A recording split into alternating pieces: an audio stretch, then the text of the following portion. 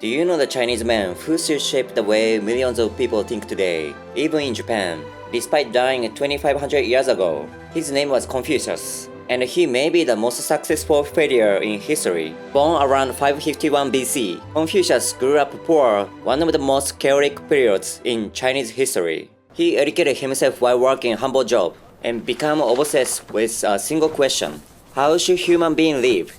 His dream was to become a government leader and bring peace to a world torn apart by war. For a short time, he became a respected official, but his ideas were too idealistic for the rulers of his day. They wanted power, he wanted virtue. They wanted a quick result, he wanted moral leadership. Eventually, he was pushed aside and spent years traveling across China, trying to convince leaders to follow his vision. Almost nobody listened.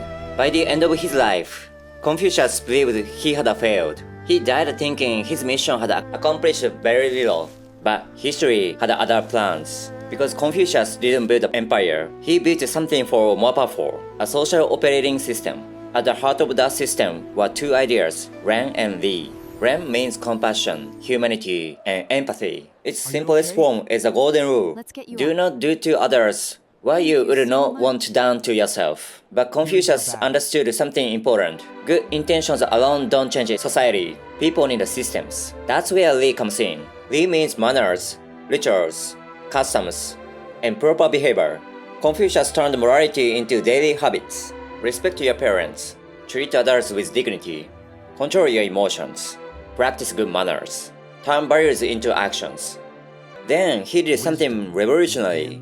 At a time when education was mostly reserved for nobles, Confucius opened learning to anyone willing to study. More than 3,000 students followed him.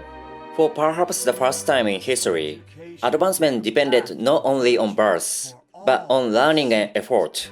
His ideas spread across China, Korea, Japan, and much of East Asia.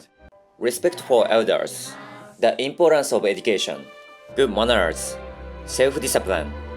Many of these values still carry traces of Confucius today. And here is the most fascinating part. Confucius died believing he was a failure.